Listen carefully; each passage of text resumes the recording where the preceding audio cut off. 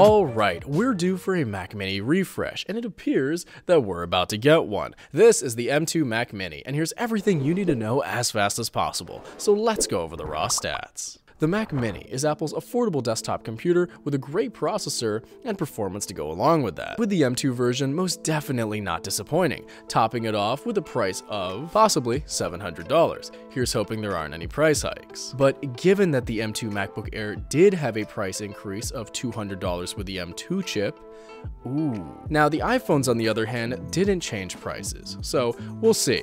Let's keep going. Form factor. Now Mac Minis are not really known for their screens because they don't have any. But given that Mac Minis have been getting thinner and thinner after each generation, we do have something to talk about. The older Mac Minis used to have disk drives and whatnot, but those were removed in favor of a thinner, more minimalist design. So this year we can see the Mac Mini getting even thinner, with hopefully not many sacrifices. And we can possibly see a new color too. So relatively exciting stuff there. What else? Connectivity. For the first time ever for this section, I gotta say, Apple did well. Now it's not amazing, but the M1 Mac Mini is certainly something to take note of. The port selection isn't half bad, and it's expected it will carry over, which is great. But I'm hopeful for maybe another USB-C port added on as well. And for the internal specs, of course, the meat and potatoes, the M2 chip. Known for being the successor to the already super fast M1, the M2 chip will be extremely useful for this PC. It should be noted that for power users in particular, having the M2 chip in an affordable desktop like this one is so attractive to them. It's so fast compared to many other processors in this same market. And that's quite impressive, especially if Apple keeps improving on it. So with that said, here are the likely benchmarks. And now for storage, here comes something I don't like. The starter model comes with 256 gigabytes, which is just way too low. It seems ridiculous to be packaging such a well put together speedy machine with such a low amount of storage. I mean, it's not insulting, but for those who will really be taking advantage of this processor, they'll be running some pretty dense programs. So it would really be nice to see an improvement of this section for this year's Mac Mini, but realistically, probably for next generation. This is something that I hope in the future Apple will work on a bit. And finally, what's going on with the release date?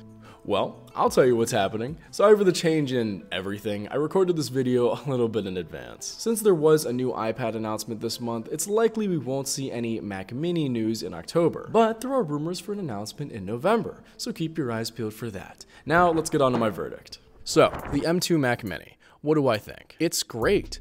I've always been a fan of the Mac Mini. They're affordable desktop computers that virtually anyone can use. Really. Now the M2 version, like I said, does seem more like an incremental upgrade. But like the saying goes, if it ain't broke, don't fix it. The M1 Mac Mini is already a beast of a machine, from a design standpoint and of course internally. It can do a lot, despite being pretty tiny. So if the M2 Mac Mini can satisfy all those needs and not break the bank, I'll be satisfied. Now, when this computer releases, who will it be for? Well, anyone, really. Like I said, it's a good no-nonsense machine that isn't necessarily made for professionals, but can most certainly be useful for them with its raw performance. Now, there are a couple types of individuals that I would not recommend this for, however. Following along with my for professional statement on this computer, it might actually not be enough for all of you. You might need something a bit higher performing, in which case I would recommend either the Mac Studio, Mac Pro, or even a Windows PC. M2 is very powerful, don't get me wrong, but you might need something even more than that. Additionally, I would not recommend this for students. Don't really know how to say this, but